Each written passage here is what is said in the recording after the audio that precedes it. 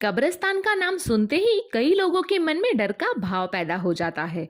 लेकिन अगर आपसे कोई कहे कि गांव के हर घर के सामने कब्र है, तो आप क्या कहेंगे? जी हाँ, ऐसा ही एक गांव आंध्र प्रदेश में स्थित है।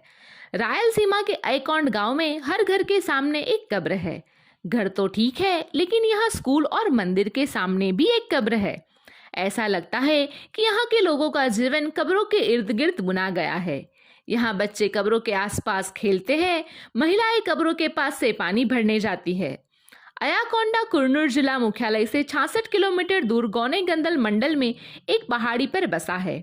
मालादासरी समुदाय के कुल 150 परिवार वाले इस गांव के लोग अपने सगे संबंधियों की मौत के बाद उनके शव को घर के सामने दफन करते हैं, क्योंकि यहाँ कोई कब्रिस्तान नहीं है। इस गांव के हर घर के सामने एक या दो कब्र देखने को मिलती है।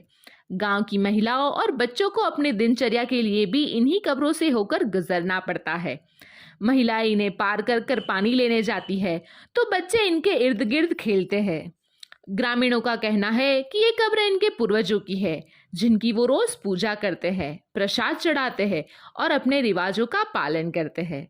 घर में पकाया जाने वाला खाना परिवार के सदस्य तब तक नहीं छूते जब तक उसे मृतकों की कब्र पर चढ़ाया नहीं जाता। आइए विस्तार से जानते हैं इन कब्रों की कहानी क्या है। इस रिवाज के बारे में गांव के सरपंच श्रीनिवासुलिये ने कहा, आध्यात्मिक गुरु नल्ला रेड्डी और उनके शिष्य मालादशारी चिंतला मुनिस्वामी ने गांव के विकास में अपनी पूरी शक्ति और धन लगा दिया था। उनकी कई कामों के आभार मानते हुए ग्रामीणों ने यहाँ उनके सम्मान में एक मंदिर स्थापित किया और उनकी पूजा करने लगे। ठीक उसी तरह अपने परिवार के बड़ों के सम्मान में ग्रामीण घर की बाहर इनकी कब्र बनाते हैं। यह रिवाज केवल भोग लगाने और पूजा करने तक ही सीमित नहीं है, बल्कि जब वो नए गैजेट्स भी खरीदते हैं तो पहले उसे इन कब्रों के सामने रखते हैं, इसके बाद ही उसका इस्तेमाल शुरू करते हैं। श्रीनिवासुलु ने बीबीसी से कहा कि गांव वालों के बीच अंधविश्वास की गहरी जड़ों को हटा पाना बहुत मुश्किल है और अब उन्होंने गांव के बच्चों को शिक्षित करने का बीड़ा उठाया है, क्योंकि वो ही भविष्य में बदलाव ला सकते हैं। उन्होंने आगे कहा कि बच्चों में कुपोषण गांव की एक और चिंता है और आंगनबाड़ी केंद्र के लिए और पहाड़ी ढलानों पर घर बनाने के लिए ग्रामीणों को जमीन आवंटन के लिए सरकार से अनुरोध किया गया है। इस गांव में कुछ और भी प्रथाएं भी मौजूद है, जैसे यहाँ के लोग गांव के बाहर शादी नहीं करते और परंपरागत खाट पर भी नहीं सोते हैं। गांव वालों को मुख्य पेशा खेती है। यहाँ ये अनाज के अलावा प्याज, मूंगफली और मिर्ची की भी खेती करते हैं।